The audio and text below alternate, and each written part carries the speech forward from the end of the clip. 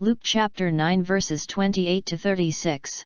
From the shining cloud the Father's voice is heard, "This is my beloved Son, hear him." Jesus took Peter, John, and James and went up the mountain to pray.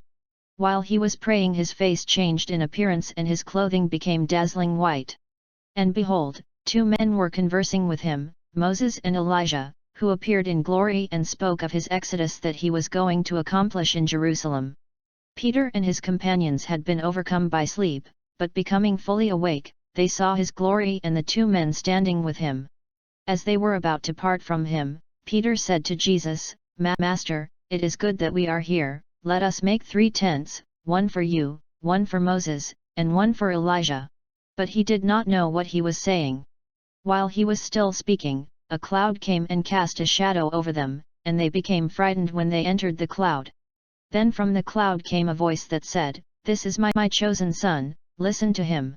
After the voice had spoken, Jesus was found alone. They fell silent and did not at that time tell anyone what they had seen.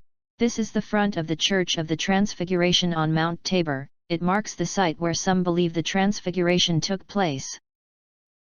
In Jewish thought, the presence of God is regularly connected with a cloud. It was in the cloud that Moses met God. It was in the cloud that God came to the tabernacle. It was the cloud which filled the temple when it was dedicated after Solomon had built it. And it was the dream of the Jews that when the Messiah came, the cloud of God's presence would return to the temple. Jew would understand the descent of the cloud as a way of saying that the Messiah had come. The Transfiguration has two inferences. First, it did something very valuable for Jesus. He had made the decision to go to Jerusalem, and that was also the decision to face and accept the cross. Obviously, he had to be absolutely certain that the decision was correct before he could go on.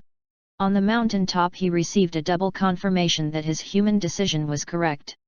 Moses was considered the supreme lawgiver of Israel. God had given him the 10 Commandments. Elijah was the first and the greatest of the prophets. Jews looked on him as the prophet who brought them the very voice of God. When these two great figures met with Jesus, it meant that the greatest of the lawgivers and the greatest of the prophets said to him, "Go on." It meant that they saw in Jesus the completion of all that they had dreamed of in the past.